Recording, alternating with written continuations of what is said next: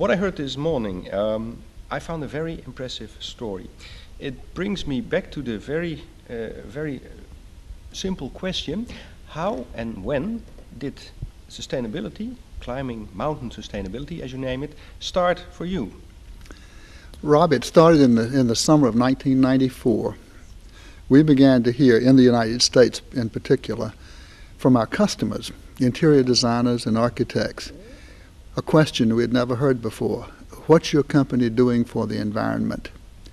And frankly, we had no answers.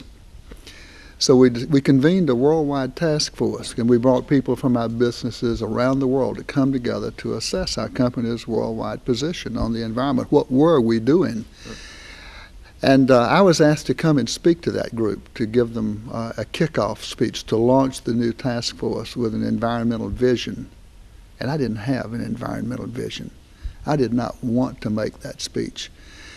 And I was really sweating, literally, with what to say. I could not get beyond we obey the law. Comply, comply, comply.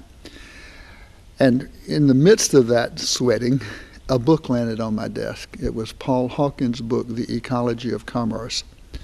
And I began to read it without any idea what was in it. And very quickly I came to a phrase, the death of birth, a phrase coined by E.O. Wilson, the Harvard biologist, to put a real face on species extinction. The death of birth, species disappearing, never ever to be born again. And it was a spear in the chest for me. It was an epiphanal experience.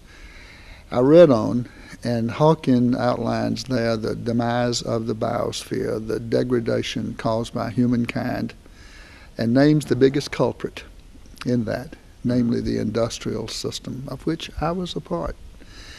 And he also says the only way out of this mess is for business and industry to change, to lead toward a more sustainable future. Mm-hmm. And I took that message very, very seriously.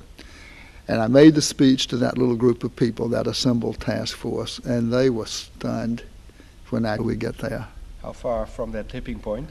Well, years. Years? Yeah.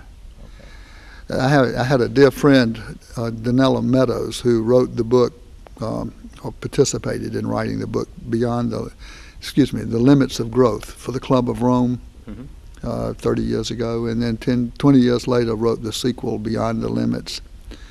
And Dana was one of the most brilliant people I've known. People would ask her, Dana, do we have enough time? And her standard answer was, yes, we have just enough. If we begin now. Clear. Okay. Thank you very much for the interview. I've heard more than enough. Thank you very much, Rob, for your time. Pleasure to be with you. Just one more question, and I do that with all the people I interview. Could you say, just right into the camera, the title of our program? Now that may seem a little difficult. The title of the program is called Goeie Zaken, which is good business. Goeie Zaken? Goeie Zaken. I can't do that.